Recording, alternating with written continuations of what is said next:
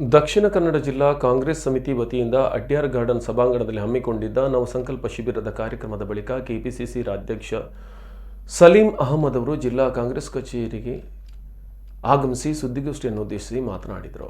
ಈ ದೇಶದಲ್ಲಿ ಕಳೆದ 2 ದಿನಗಳಿಂದ ಕಾಂಗ್ರೆಸ್ ನಾಯಕರಾದ ಸೋನಿಯಾ ಗಾಂಧಿ, ರಾಹುಲ್ ಗಾಂಧಿ ಅವರ ವಿರುದ್ಧ ಜಾರಿ ನಿರ್ದೇಶನಾಲಯ ಮೂಲಕ ಕಿರುಕುಳ ನೀಡುವ ಕಾರ್ಯಾಚರಣೆ ರಾಜಕೀಯ ಷಡ್ಯಂತ್ರದ ಭಾಗವಾಗಿ ನಡೆಯುತ್ತಿದೆ. 2015ರಲ್ಲಿ ಮುಕ್ತಾಯಗೊಂಡ ನ್ಯಾಷನಲ್ ಹೆರಾಲ್ಡ್ ಪತ್ರಿಕೆ ಪ್ರಕರಣವನ್ನು ಮತ್ತೆ ಇಡಿ ಮೂಲಕ ವಿಚಾರಣೆ ನೆಪದಲ್ಲಿ ಪಕ್ಷದ ಮುಖಂಡರ ಮೇಲೆ ಕಿರುಕುಳ ನಡೆಸಲಾಗುತ್ತಿದೆ ಎಂದರು. ಕಾಂಗ್ರೆಸ್ ಇಂತಹ ತಂತ್ರಗಳಿಗೆ ಹೆದರೋದಿಲ್ಲ, ಖಂಡಿಸುತ್ತದೆ ಮತ್ತು ಇದರ ವಿರುದ್ಧ ನಿರಂತರ ಹೋರಾಟಕ್ಕೆ ಸಿದ್ಧವಿದೆ ಎಂದು ಸಲೀಂ ಅಹಮದ್ ತಿಳಿಸಿದರು.